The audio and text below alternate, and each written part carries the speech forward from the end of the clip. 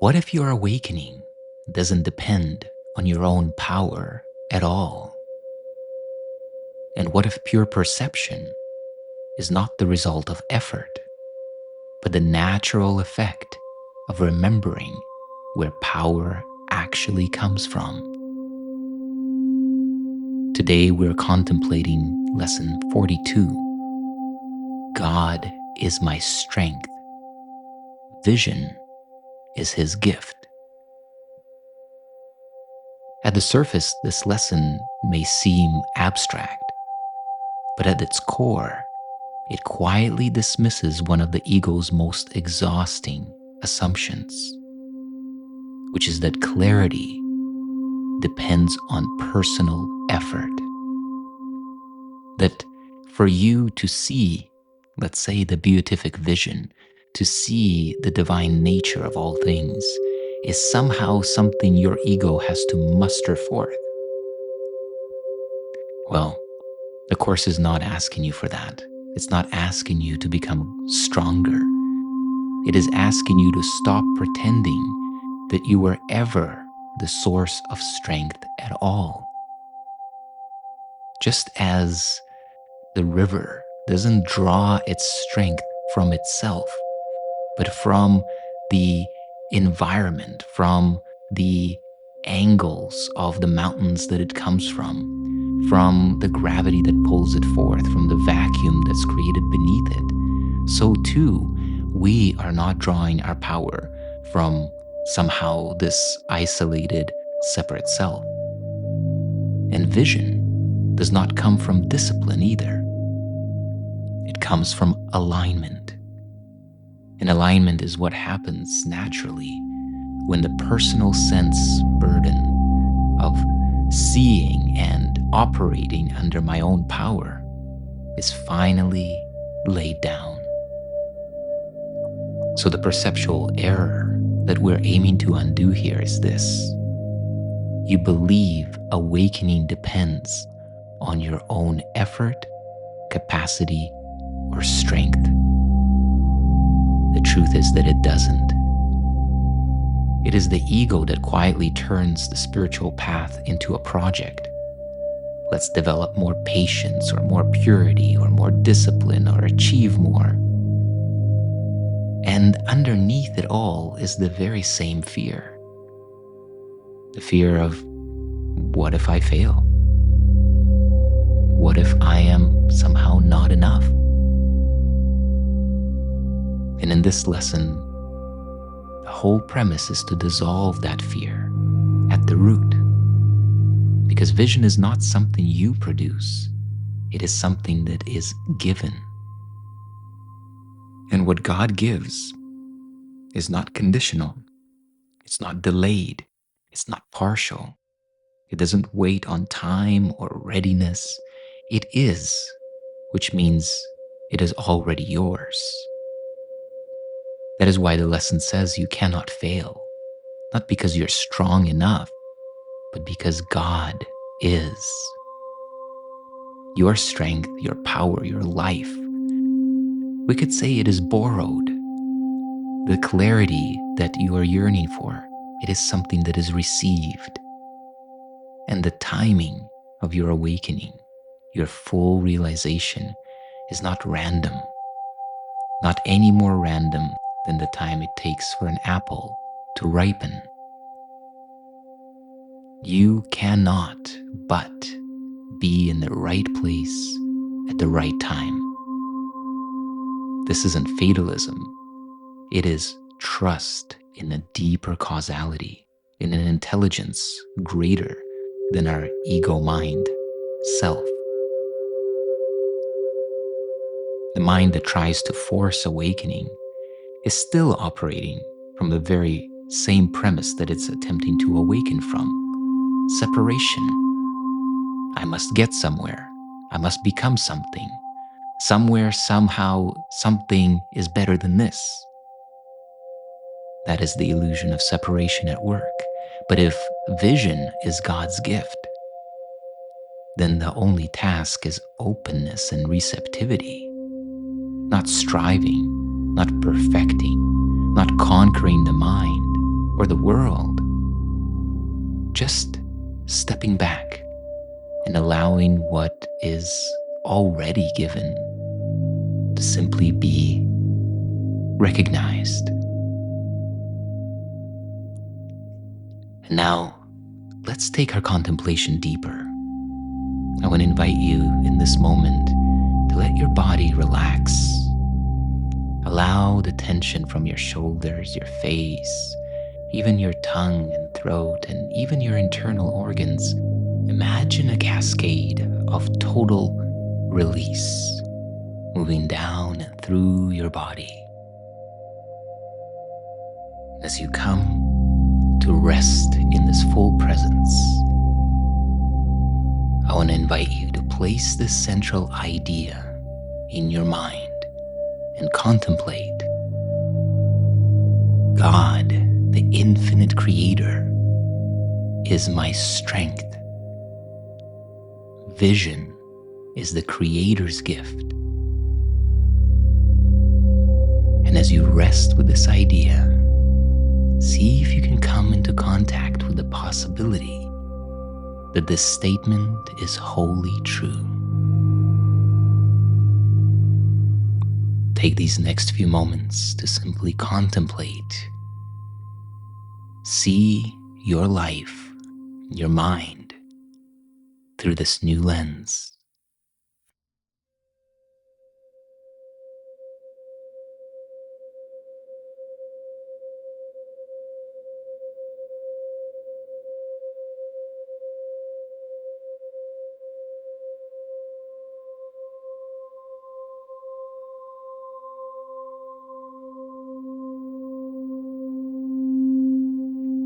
And now let's begin to unfold our contemplation into dialogue.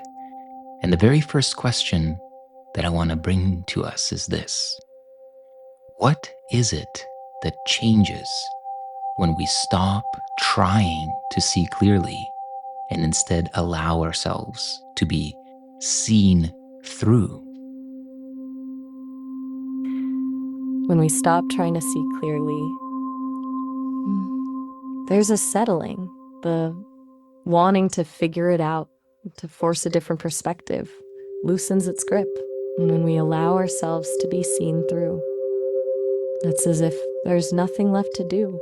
The effort falls away.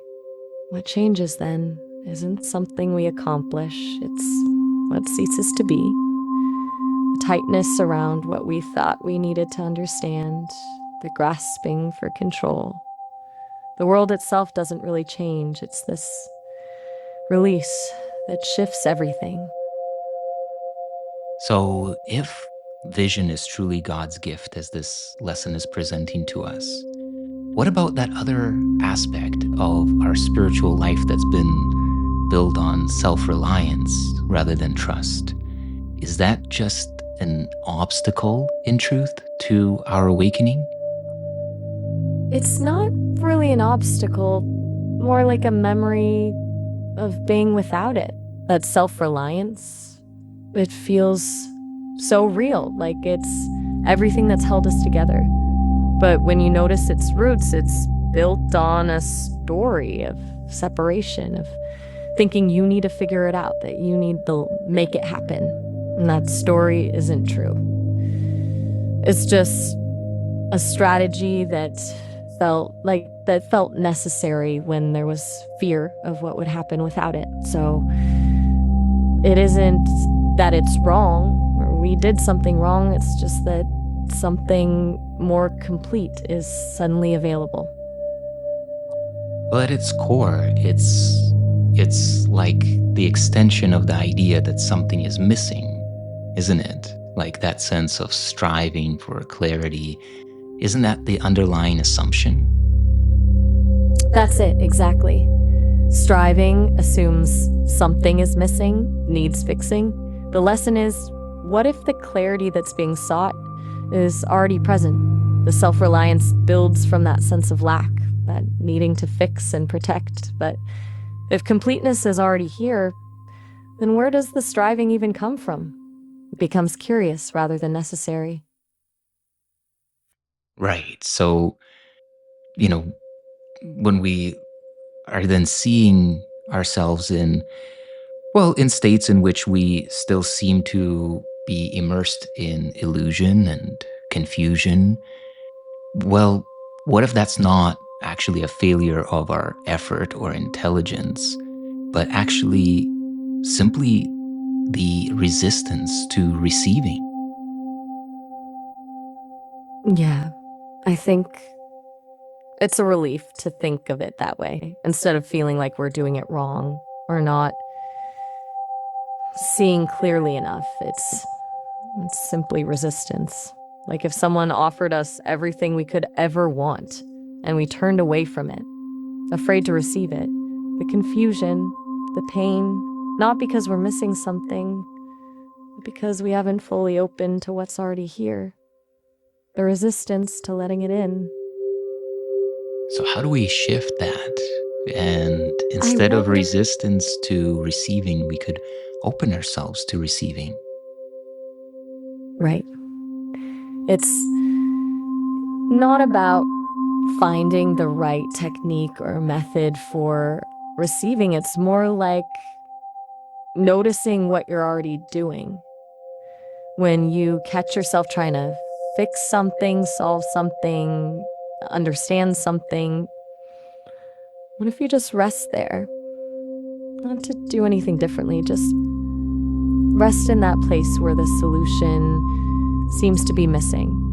Sometimes that's where it opens. Not by doing, but by resting. Letting what's already there be noticed rather than met. So, yeah, it's not necessarily about a technique of doing to receive, but I do sense that it is a noticing that we are receiving, isn't it? It's not just resting as, well, something's missing, let me rest with that. Because I think that this is where a lot of the confusion takes place, where spiritual aspirants might be feeling their feelings, which is, feel it to heal it kind of ethos. But rather than having our attention on what we think needs healing and what we're trying to release, maybe the invitation is to shift our noticing to how we are already and always receiving. Yeah, that's really profound. Like we've been so focused on what feels broken, what we're trying to let go of, missing that we're already being held, already being known, already receiving everything that's needed. And maybe the feelings aren't meant to be fixed, but simply allowed to be received. It's so subtle, like noticing how we're already being loved, even in the middle of the pain. It's so easy to miss.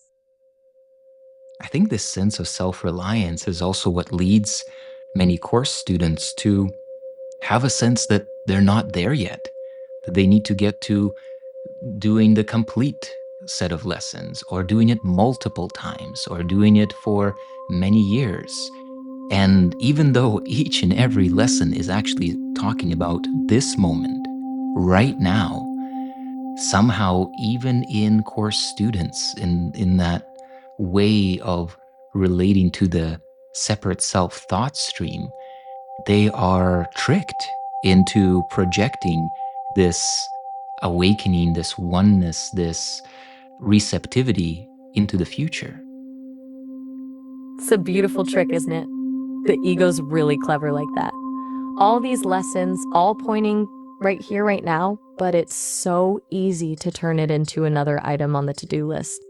Okay, I'll wake up after I finish lesson 100, or once I'm more practiced at this.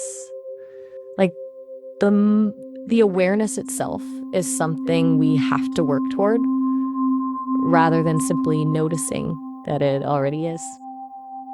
Right? It's almost like the invitation is to open to what it would feel like to trust that you are already in the right place at the right time, and not because you chose well, but because you're being carried.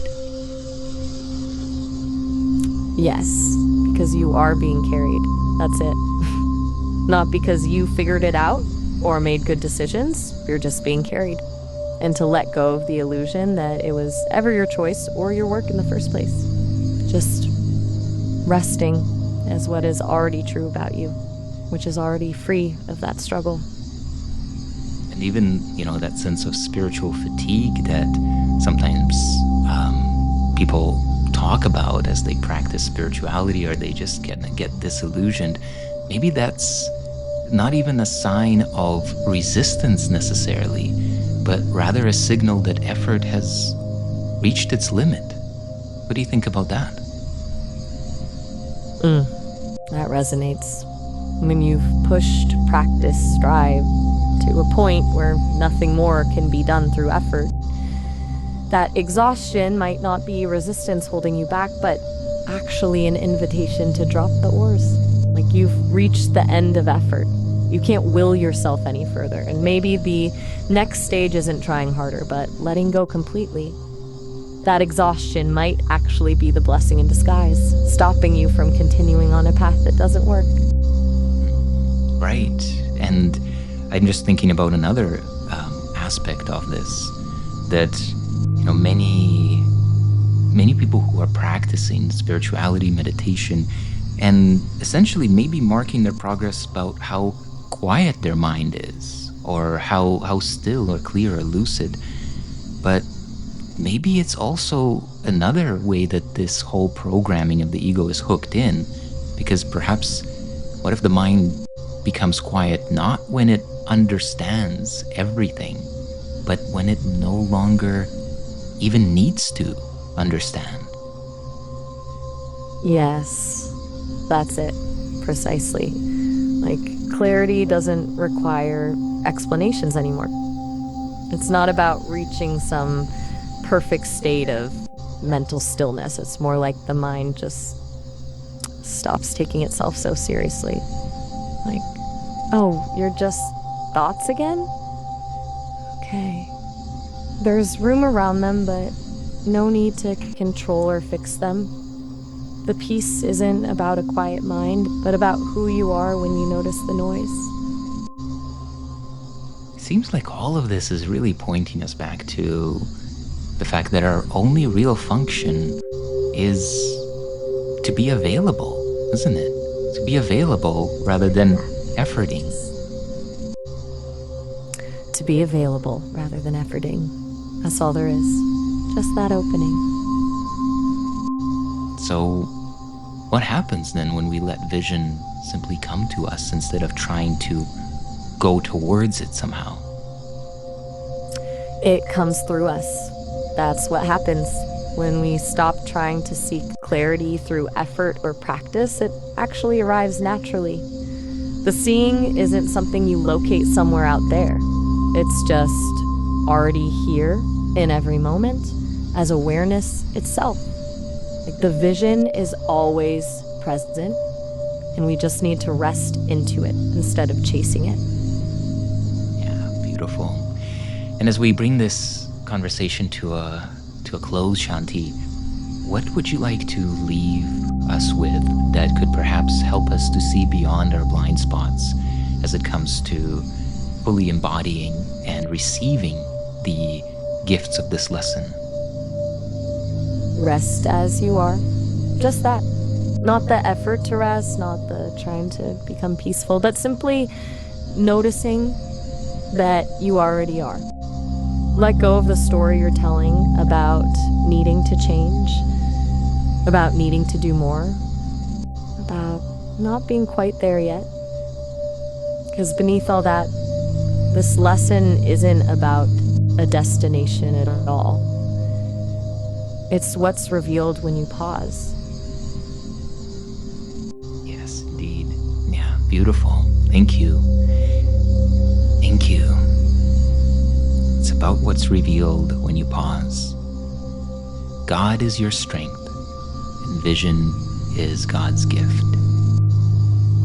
The only question left is not whether you will see through vision, but how long you will insist on trying to do it yourself. And before we move into the silence, I want to leave you with this. Where today are you still trying to gain something through your own strength, to gain spiritual freedom, clarity, liberation? And if an insight surfaced for you today, and invite you to name it in the comments, not only to deepen it for yourself, but also to extend it to others listening. And now, let us go into the silence.